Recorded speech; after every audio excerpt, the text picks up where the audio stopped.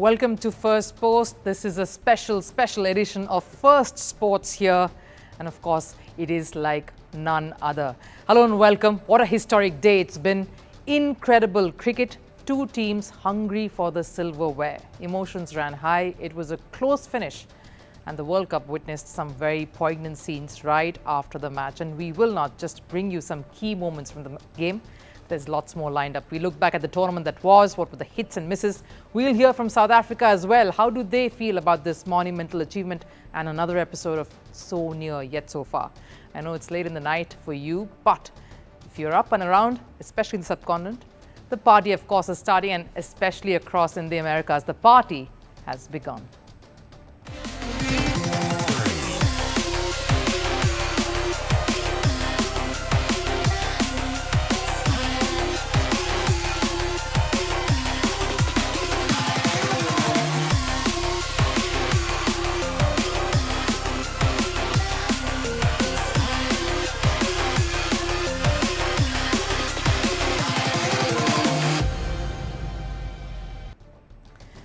A T20 World Cup final like no other. It went down to the wire, and it was that kind of a final when it was about the nerves, about the calmest holding on till the very last moment.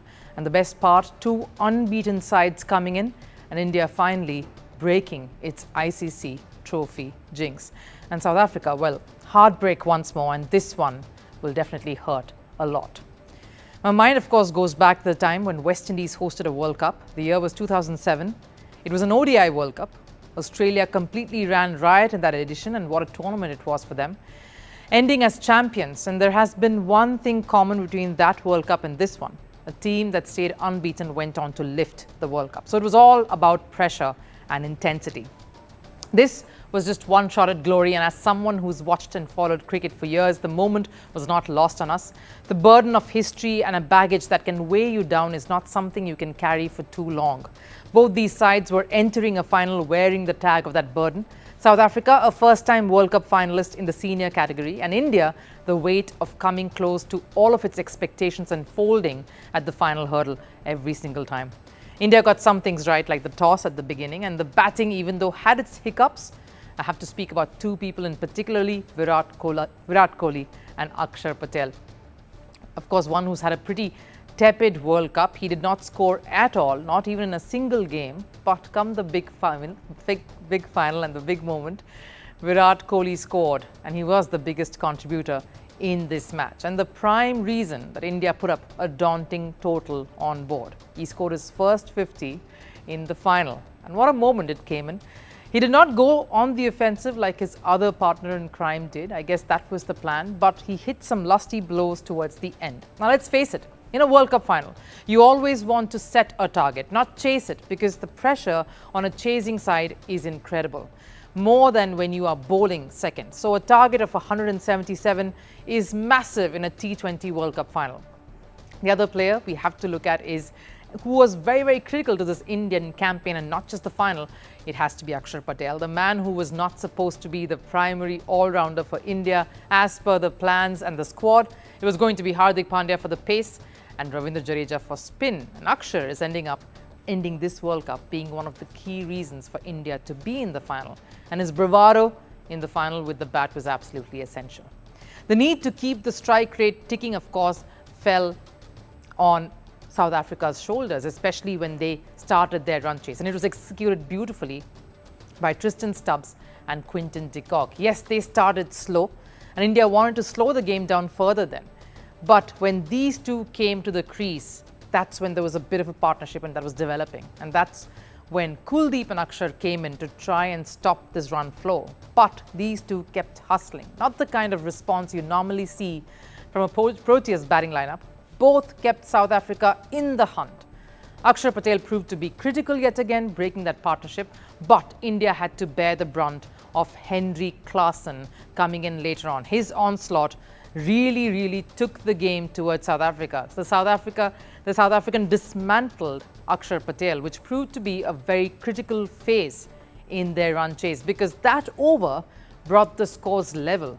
He struck some big blows, especially against Akshar, to tilt the scales in Proteas' favour, something he's done consistently in this tournament. A big tick for South Africa.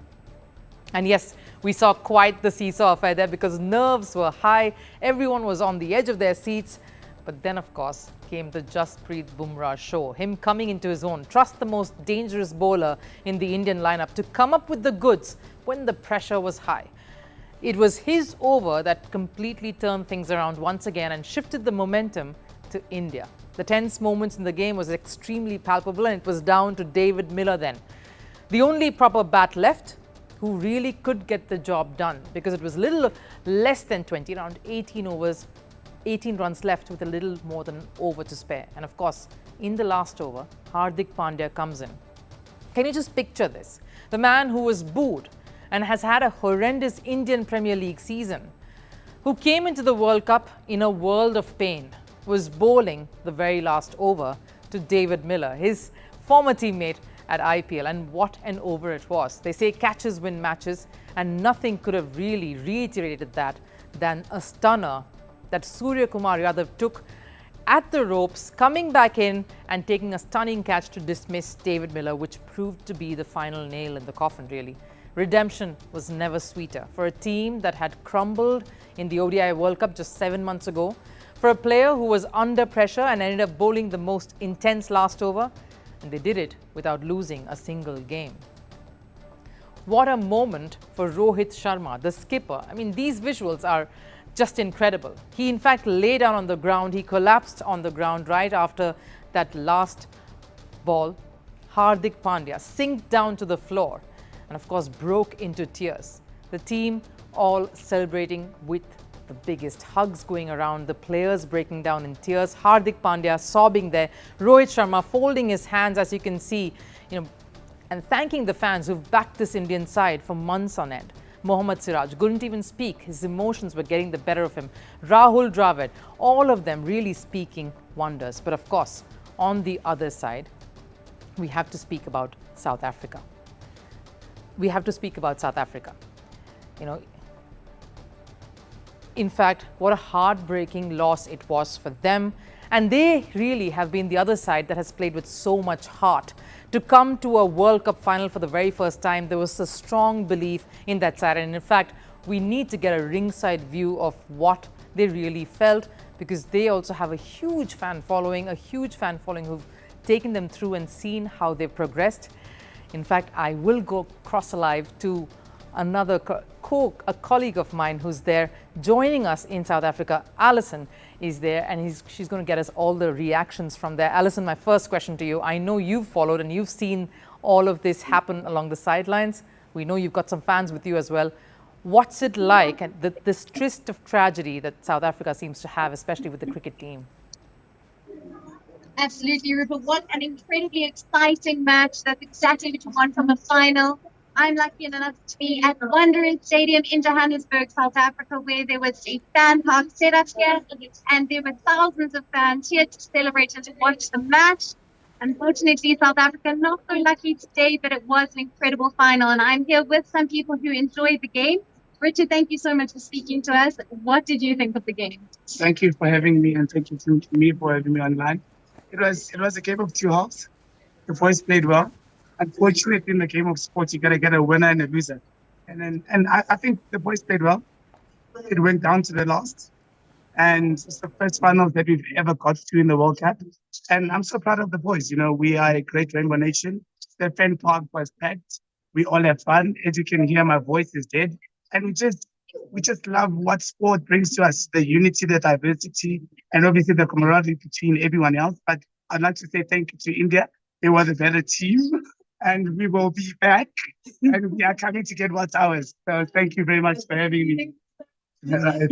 And I also have some other fans with us. This is Jono. Thank you so much for speaking with us.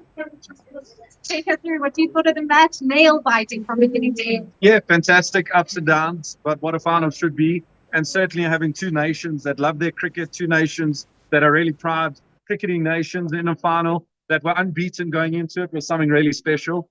And South Africa, having taken 8 attempts to get there, was something really good for us as a nation to finally get there. And after 32 years, and for India to have waited so long to eventually get their hands back on a World Cup trophy, I'm sure there's just chaos and energy back in jubilation in India. I was recently there for the World Cup, at the back end of 23. I've spent some time there in the IPL, and I know what a cricketing loving nation they are, and certainly they deserve this World Cup. As much as I want to say South Africa did, I'm proud of India, I'm proud of South Africa. And as I said to you a bit earlier, India are touring here in November for 4 T20s. And as I would say in boxing, it's round 2. Fantastic. You can see the excitement here is palpable. People love the game today. Back to you, Rupha. Thank you so much, Alyson le Grange, joining us from South Africa, getting us a bit of that bittersweet reactions there. And as always, I mean, I love a South African fan. They love their cricket, but they do appreciate a winner as well. Thank you so much, Alyson. I know it's been late, but thanks for getting all those reactions. Now, the story, of course, has to be about India. The Rohit Sharma and Rahul Dravid era has drawn to a close now. They were supposed to part ways post the heartbreaking ODI World Cup loss, but BCCI had other plans. And so the two continued at the helm till the T20 World Cup. There were a few skeptical thoughts coming in, but everyone trusted in this duo. What a journey they've had, culminating at a very, very special moment. It was in the West Indies 70 years ago that tearful Rahul Dravid, who was the captain of the Indian side then, was knocked out of the World Cup brutally in the group stages itself. And in those very shows, India has now scripted something perfect to give the Rohit Rahul era a send-off they'll never forget. It was the September of 2011. India was touring England. After being washed out in the Test series, the men in blue were looking to bounce back in white ball cricket. However, the Brits proved to be too strong at home. England were leading the 5-match ODI series. The final game was being played at the Sophia Gardens in Cardiff, and it was more than just a regular ODI series match. It was the last time that India's Great Wall padded up. Rahul Dravid's 15-year-long one-day international career was coming to an end. It was the last time that Dravid batted in an ODI. And on his last day, the Great Wall had an even greater showing. Dravid scored his 83rd half-century. He was dismissed for 69 runs. And was given a standing ovation by the crowd, as all of England's players rushed to shake his hands. The Indian wall had stood tall even on his last day. But the men in blue went on to lose the match and the series. A bittersweet end for Rahul Dravid. Rahul Dravid's white ball career was over in 2011, or so he thought. Fast forward 10 years to 2021, the Great Wall was back in India's dressing room. His calm and patient composure was the need of the hour. Rahul Dravid took over as coach from a flamboyant Ravi Shastri. And joining the new coach was a new captain. Rohit Sharma took over from Virat Kohli. The hitman's batting performance propelled him to become the next team leader. And thus began the Rahul-Rohit saga. The wall and the hitman completely transformed Indian cricket. On-field domination became a common sight, sledging was treated as fuel, and winning became a habit. With Dravid as coach and Rohit as captain, India's win percentage soared. The men in blue have won over 62% of their test matches, but the real game changer came in white ball cricket. India have a win rate of over 75% in ODIs and over 78% in T20 international matches. Clearly, the Rohit Rahul teamwork has been spinning magic. The true test to the men in blue came last year. India was hosting the ODI World Cup. All hopes were on the Dravid-Rohit duo to bring the cup home.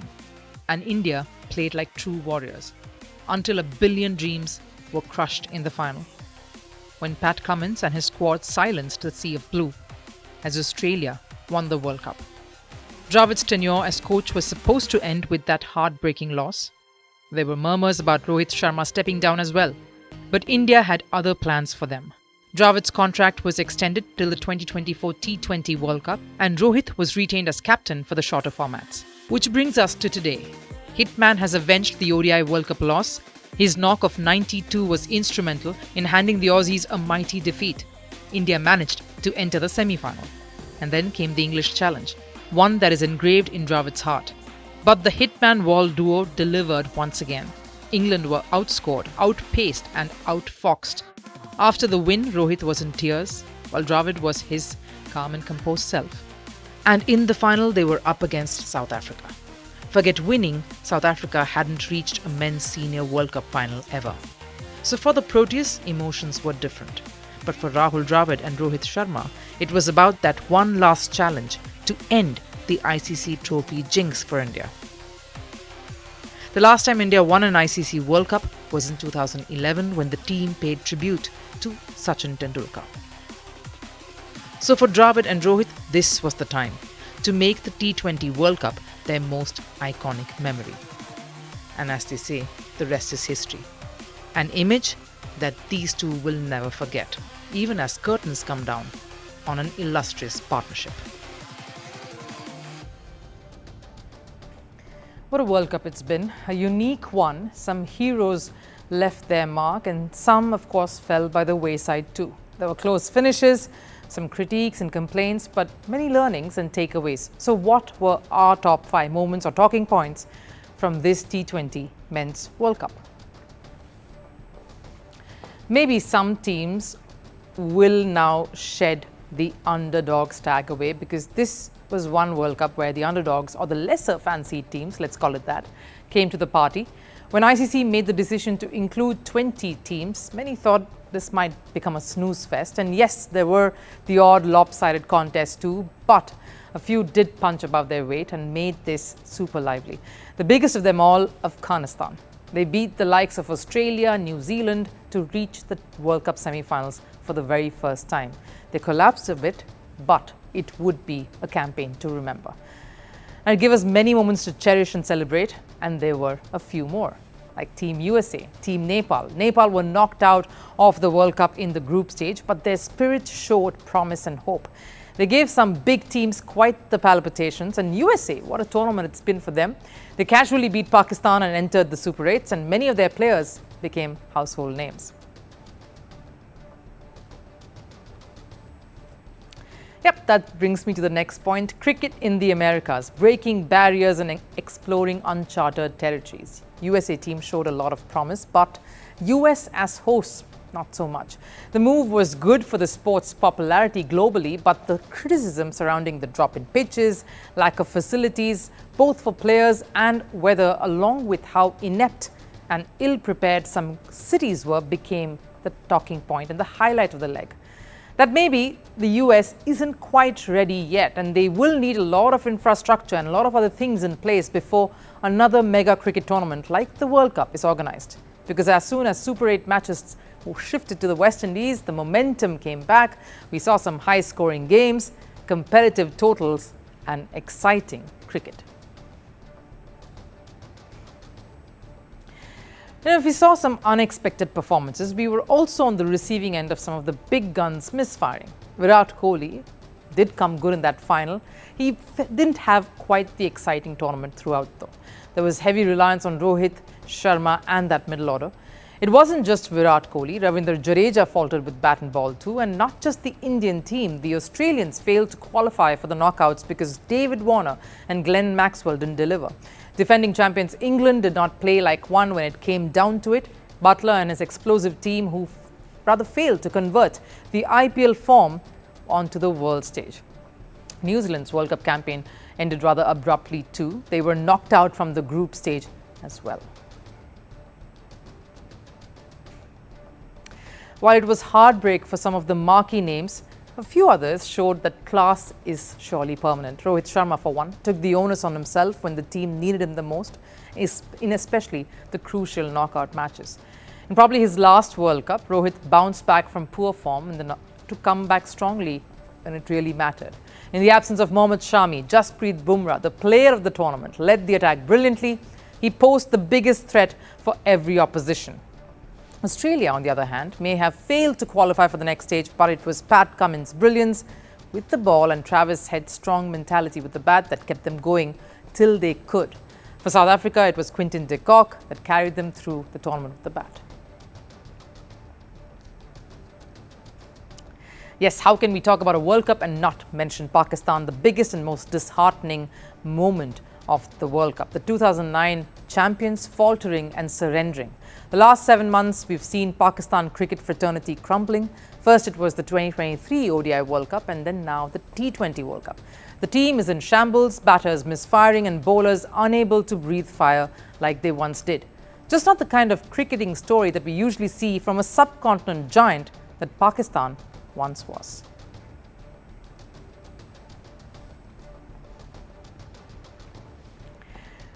Yes, what a moment it has been, especially today, for all Indian fans. And, you look at those pictures, I'm sure a few of you managed to catch those as well, of Rahul Dravid being thrown in the air, of him really expressing what he truly feels. Virat Kohli handing over that trophy to Rahul Dravid right after the presentation ceremony.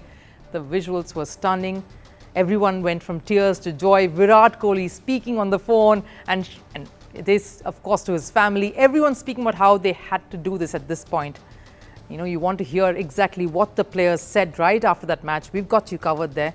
Here are some of the things that some of the key players spoke right after that big win.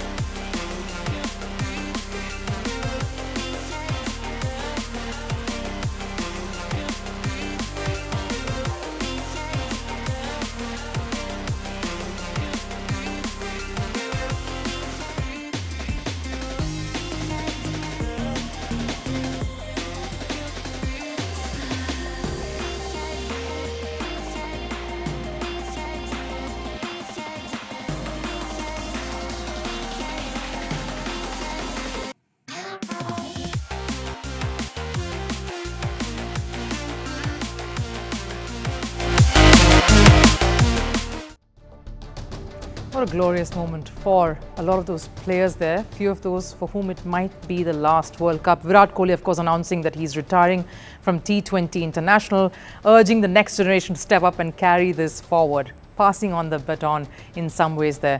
And these images, I think this is what you're going to remember this tournament by. Stark images there. Yes, South Africa were in tears. They really fought hard, and for a moment there, you thought it could be their World Cup finally. But this is what I'll leave you with, these pictures here. I think it couldn't get better for a fan who stayed up till late. And thank you for staying up as well with us here in this journey. We hope you enjoyed our coverage of the T20 World Cup. I'll see you again soon. Till then, take care. Bye-bye.